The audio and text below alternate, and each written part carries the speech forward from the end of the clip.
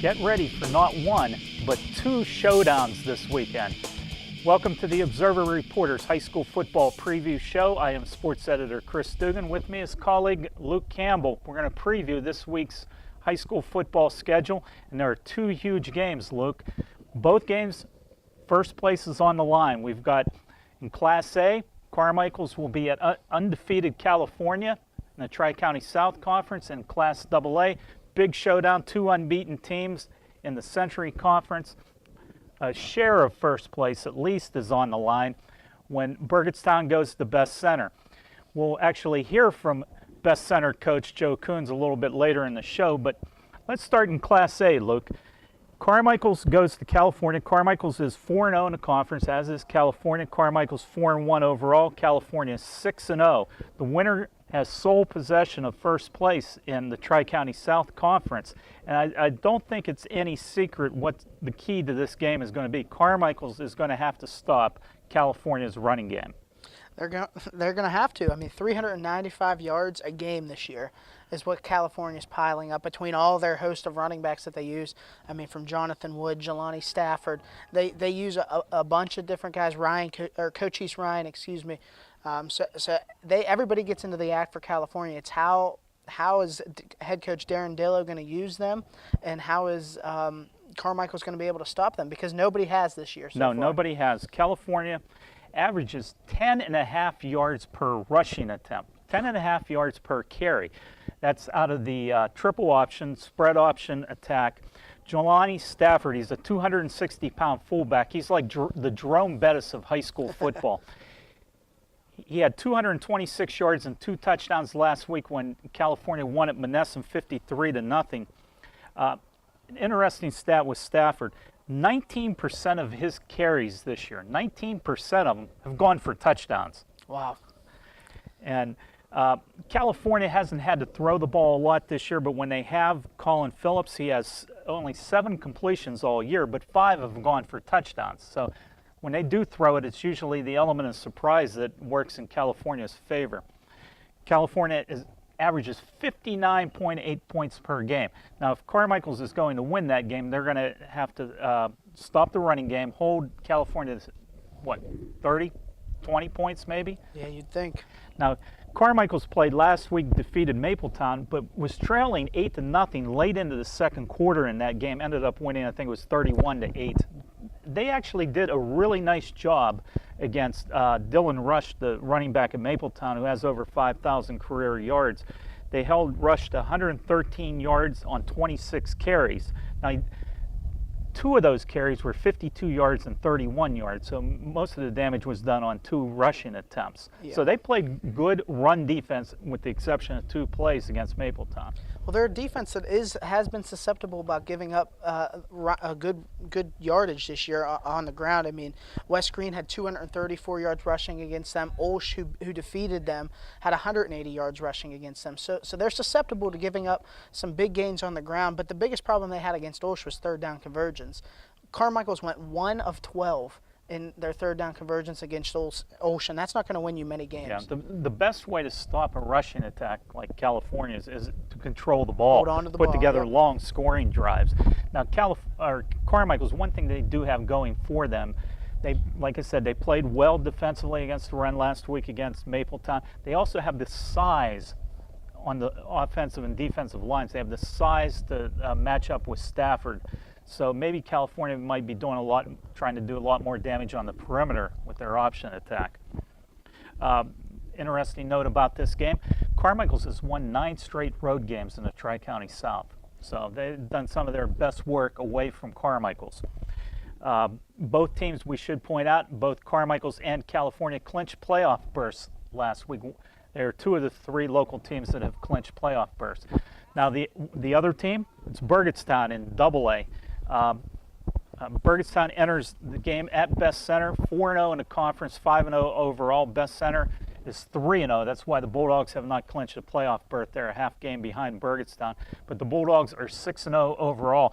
And not very often do you find 2 undefeated teams from Washington County playing one another in October.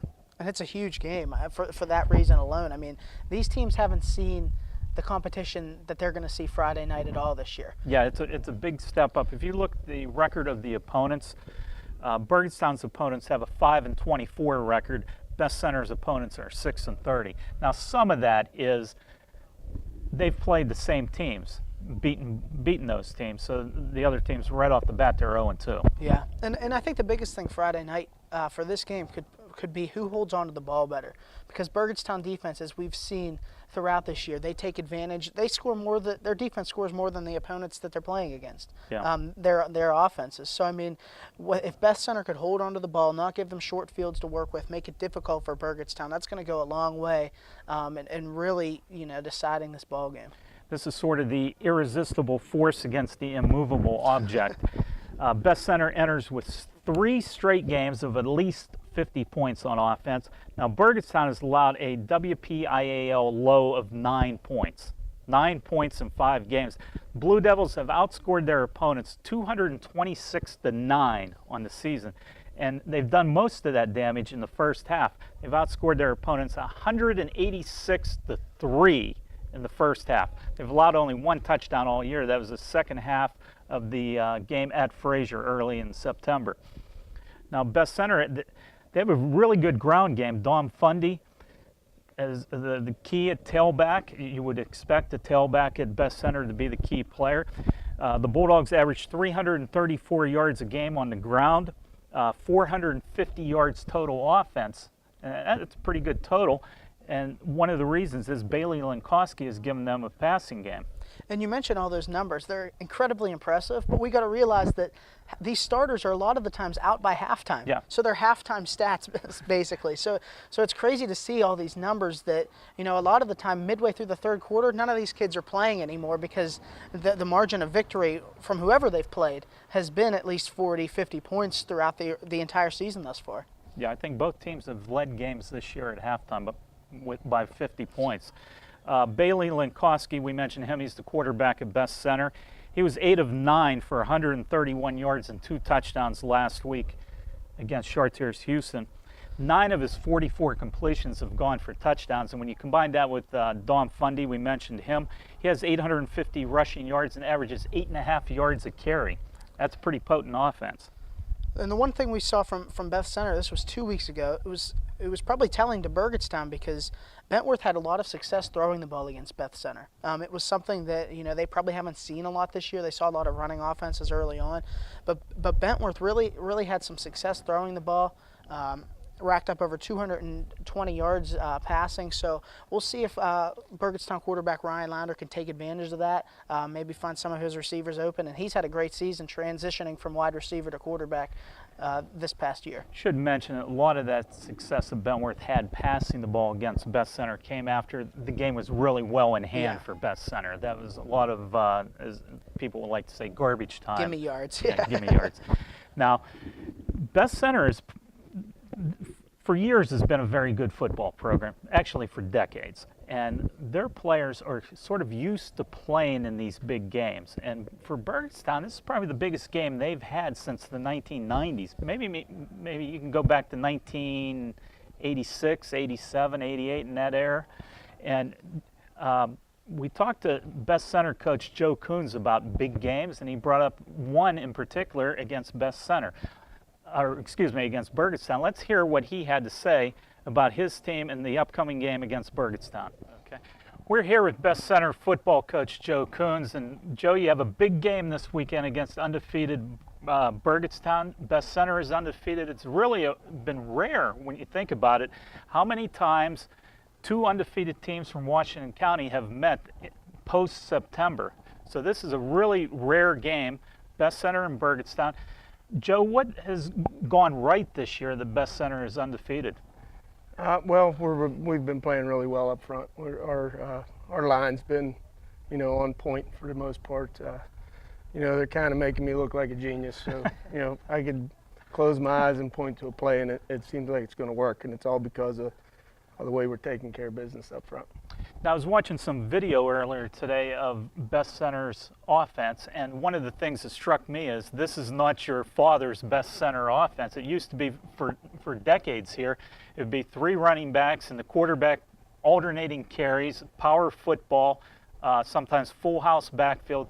This year, Joe, it's a true spread offense. You've spread it around. You've thrown the ball more than Beth-Center teams have in the past. Why did you choose to go this route?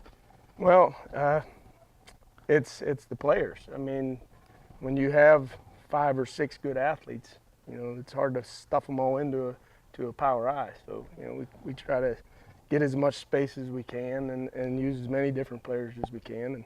And, the knock on, I played in that Beth-Center offense you're talking about, and the knock was we always lost a big game because we couldn't throw. So, our approach is let's throw even when we don't have to throw, so we're comfortable when we need to. Yeah, well, your quarterback, Bailey Linkowski, if you look at the number of touchdown passes to pass completions, it's a great ratio. He's done a very nice job for you. Right. He's extremely accurate, and he makes great decisions with the ball. He was a nice surprise for us because we didn't know where we were going with quarterback this summer. It might have, we thought at the time it was going to be Fundy, and Bailey just, in 7-on-7s and all through camp, he really showed that, that's what spot he's supposed to be in. You mentioned not knowing where to go. How good is it, though, to have Dominic Fundy in the backfield? It's a constant back there. Oh, absolutely. Yeah, it's a security blanket for sure. But, the other one that nobody talks about is Trevor Anderson. He doesn't get the ball as much as Dom handed to him. We throw it to him quite a bit. But, he's shown some ability to get us some chunk yardage, too. Now this week you have quite the challenge. Burgettstown comes in here having allowed 1 touchdown all season, 3 points in the first half of all their games this year. How are you going to be able to get some offense going against Burgettstown? That's a good question. I mean, they're big, they're physical, they're aggressive, they tackle well, they're very well coached. Can't get them out of position. It's just going to have to be patience. It's going to have to be maybe catching them in one of those pressures at the right time, not turning the ball over and just, keep grinding at it and, see. This game may end up 7-0. Who knows? An old school Beth-Center game, 7-0. Yeah. Is there more of a buzz about this game than some other games this year? Oh, with Burgettstown being undefeated. Without a doubt. It's kind of funny because people mention it to me because I graduated in '87. And my senior year, we played Burgettstown down here, both undefeated, yeah, and we tied. Well, that won't happen this time. There wasn't really a solution to it, but, I get that a lot. Wow, that's kind of a coincidence that you were on that team. This is the first time since then that it's happened, but, the community's great. They've really been behind me. And even last year, when things weren't going as good, they welcomed me back, and it's starting to blow up a little bit around here. Scoring's been easy for you guys, 50 points, at least 50 points in the last 3 games. Tell me a little bit about, that's most likely not going to happen this time. You guys both have good defenses. So how do you continue to encourage your players as the second and third quarters come around where, the success of, 50-point games only comes around so much, but how do you kind of keep their heads within them that, we got this on offense, and even though there might be some struggles Friday night? Right. Well, when we talk about there's always holes in the defense. Sometimes it takes longer to find them than others, and we do a lot of reading, so Bailey's going to have to make the right reads, and we're just going to have to keep adjusting and figuring out, what exactly they're trying to do, where are the holes. It may take 4 quarters, who knows, but, somewhere in every defense there's a wrinkle that we can take advantage of. Joe, I wanted to ask you too. You've been the head coach at Waynesburg High School, at California. You've been an assistant at the college level at Waynesburg University. How does that help you going back to being a high school coach? Well, the time I spent at Waynesburg University is just, it taught me that I really didn't know much the first 2 times I was the head coach. Rick Shepis, the head coach there at the time, was, he was just phenomenal. He really taught me how to better handle athletes more than anything. I was always kind of old school about it, and he kind of made you treat them more like human beings than I was used to in the past, and then I got to work with Scotty Vienick, who, defensively he's, yeah, nothing Scott short was of a the former genius. head coach at Ringgold. Right. Okay, Joe. By the way, when you played Burgettstown the last time, when you were a player and you were both undefeated, where was that game at? Fredericktown. And that's where they're going to be Friday night. It's Burgettstown at Beth-Center, a battle of unbeatens. Thanks, Joe. Thank you. Thank you very much, Joe. All right, Luke, there's some other big games. This is really a weekend that we said weeks ago. Circle the first weekend in October. Good group of games, probably the best on the schedule so far. We mentioned two of them. Another big game is in Class 4A in the Big 9 Conference. Trinity is at undefeated Belle Vernon. The Hillers come into this game on a roll. They're 2-2, 3-2 overall, but they've won 3 in a row, and they've done it in impressive fashion. And there are a lot of people think Trinity can win at Belle Vernon, someplace they haven't won in a long, long time. And what they've been able to do these last 3 weeks is beat the teams they should have beaten. They've beaten the teams that they were expected to beat at the beginning of the year. They won at Hiller Field, which is the first time they've won at Hiller Field. They didn't win at all last year at Hiller Field. So I guess maybe the new turf and new lights might have done something for them. But the biggest thing is now they're in that last playoff spot in the Big 9 Conference. So that spot's theirs to have. Yeah, the last couple spots out of that conference, 4 teams go the playoffs from that conference. They won't be decided until the last week of the season. Trinity might be one of those teams. Now, Belle Vernon, there's an interesting quote I saw from Matt Humbert, the head coach at Belle Vernon. Belle Vernon has sort of made things difficult for themselves in recent games. They were trailing Laurel Highlands for a while last week. They've trailed Ringgold. They've battled back and won those games and remained undefeated. But the quote from Matt Humbert after the Laurel Highlands win last week was, "I'm the most discontent 5-0 coach in the WPIAL." I think he's a little upset with his offense. Matt is an offensive guy. His defense is pretty good. They've only given up 36 points, but they're going to get a real test from Trinity this week. With Joey Carulli at running back, Dylan Kern at quarterback, Carulli's broken multiple records here over the last 2 weeks, including the individual career rushing record at Trinity High School. But Belle Vernon, there's reason for Humbert to be upset. They haven't played anybody. They really haven't been tested this year too much, and it really comes down to the top 3 teams in the conference that are joining them in the playoffs right now: West Mifflin, Thomas Jefferson, and Trinity. They still have those 3 left on their schedule. So we really don't know, even though they've put up some pretty impressive numbers thus far, especially on defense like you mentioned. We don't know who the real Belle Vernon is, and I think this is going to be a real telltale game as to who Belle Vernon is, and not only Belle Vernon but Trinity as well, because their opponents the last 3 weeks haven't really been up to par. So this game's going to tell a lot in the Big 9 Conference. There's some other games that you have circled this week. Let's talk about another one in 4A. South Fayette plays at Newcastle. Now, those teams are meeting for the 3rd time in less than a year. If we mention the games that were circled for us on the schedule, as we mentioned, the Week 6 games, October 6th here coming up this Friday, South Fayette will have this circled, highlighted, underlined, in every known paper of their schedule in their locker room. Yeah. Joe Rossi will know this is the game against Newcastle, because Newcastle knocked them out last year in the first round, 51-43. After South Fayette had beaten Newcastle in conference play in the regular season. And South Fayette was one of the teams that earned a home playoff game. They were one of the top seeds, and really Newcastle's been on a roll of late. They lost the first 2 games of the year to Aliquippa and Montour, but they won the last 4. It's never easy to win at Newcastle either. It's never. Though South Fayette did in the past. Ringgold last year also won at Newcastle. It's never easy to win at Newcastle, but even their last 4 wins, they only beat Highlands by 1 point. They only beat Mars by 2 points. So they know how to win close games. Whether it's going to be a close game Friday night, I guess that's still to be determined. Yeah, there's another interesting game. Peters Township. Indians moving closer to the playoffs in 6A.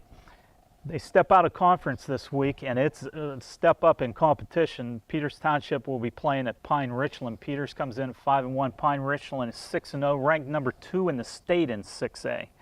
They have an all-everything quarterback, Phil Jerkovic. He's a Notre Dame recruit.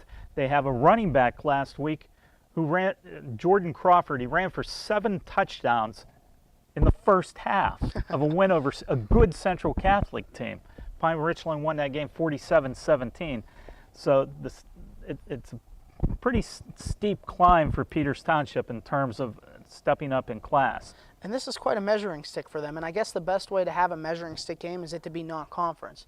So if Peters Township does lose this game, or whatever the situation is, I mean, it's not going to hurt their playoff hopes. Yeah, but if Peters could pull the upset, it'd give them their first winning season in 7 years. And let's not forget, Peters Township beat them last year. Yes, I was just going to ask you, who was the last team outside of Pine Richland's conference schedule to beat the Rams? It was Peters Township last year at Peters Township. They won 32-27. Now, Phil Jerkovic was injured, did not play in that game. That is a big difference. But this Peters Township, we've seen it, and we talked all off-season and preseason about quarterback Jake Cortez, but it's been the defense, too. Yeah, probably the most underrated unit this season has been probably the Peters Township defense. Another game of importance this week, we have Bentworth is playing at Washington. Washington is part of that undefeated trio atop the Century Conference, along with Burgettstown and Beth-Center. The Prexies 5-0 overall, 3-0 in the conference. They'll be hosting Bentworth 2-3, 2-4. Bentworth's trying to get at least a fourth place finish in the conference. That way you kind of avoid playing another conference champion in the playoffs. So it's a big game for Bentworth. Washington's won 34 consecutive conference games. I have a feeling they're going to make it 35. They will probably make it 35. Even though Bentworth has been able to show it, it's been able to throw against opponents. That Washington defense is just probably too athletic, and their defensive line especially. I mean, they're going to have to get rid of the ball real quick before that big defensive line gets back there for the Prexies. One other thing we wanted to mention, Mapletown running back Dylan Rush last week had 131 on the ground against Carmichaels. He moved into the top 10 in the WPIAL's all-time rushing list. He has 5,554 yards. That's fourth locally. Jason Barr, McGuffey, who played in the early 90s, had 5,749. He's the next guy on the list for Dylan Rush. Mapletown this week will be playing at Jefferson, Morgan. When you look at the Tri-County South standings, this might be for a playoff spot, this game. And this is probably one of the most enticing games of our entire pick'em segment. Yeah. This might be the hardest one on the list because, I mean, we've seen Jefferson Morgan, I mean, after a winless season last year, really come to life and really have some life with Jacob Broadwater at quarterback. And then Dylan Rush, he's been a one-man show at Mapletown for how many years now? So it'll be interesting to see how this one plays out. And like you mentioned, it could be a really telltale game as to who does and doesn't make the playoffs in the Tri-County South. Okay. Well, next week we'll find out who wins all these big games. So until then, enjoy the games.